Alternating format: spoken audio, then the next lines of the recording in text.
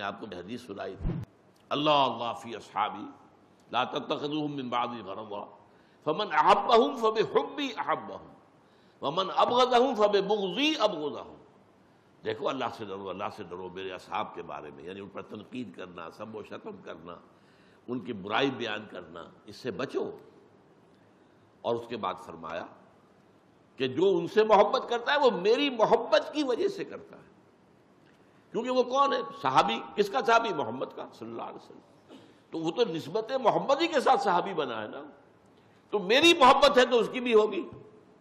اور دوسری بات وَمَنْ أَبْغَضَهُمْ فَبِبُغْضِي أَبْغَضَهُمْ، جو ان سے بغض رکھے ان کا اصل بغض مجھ سے ہے۔ میرے صحابہ پر جو بغض نکالتا ہے اور سب و شتم کرتا ہے، انہیں برا بھلا کہتا ہے، ان پر تنقیدیں کرتا ہے، در حقیقت اسے مجھ سے بغض ہے۔ مجھ پر تو اپنا یہ بغض نکال نہیں سکتا۔ آسمان پر تھوکا جو ہے وہ تو سر پہ آئے گا نا، اپنے منہ پہ ہی آئے گا۔ تو وہ تو اتنی بلند شخصیت ہے، کیا کریں گے؟ وہ تو یہ ہے کہ کوئی بہت ہی بد نصیب اور بہت ہی سمجھیے آپ کے جو بھی بدطینت انسان ہو سکتے ہیں، وہ رشدی ہو، چاہے وہ نام کا مسلمان تھا، یا تسلیمہ ہے بنگلہ دیش کی، وہ بھی نام کی مسلمان ہے، باقی اس کے بعد جو بھی ڈنمارک میں ہو رہا ہے، کہیں اور ہو رہا ہے، وہ تو ظاہر دشمن ہے ہی، لیکن نام نہاد مسلمانوں میں بھی ایسے لوگ نکل آئے۔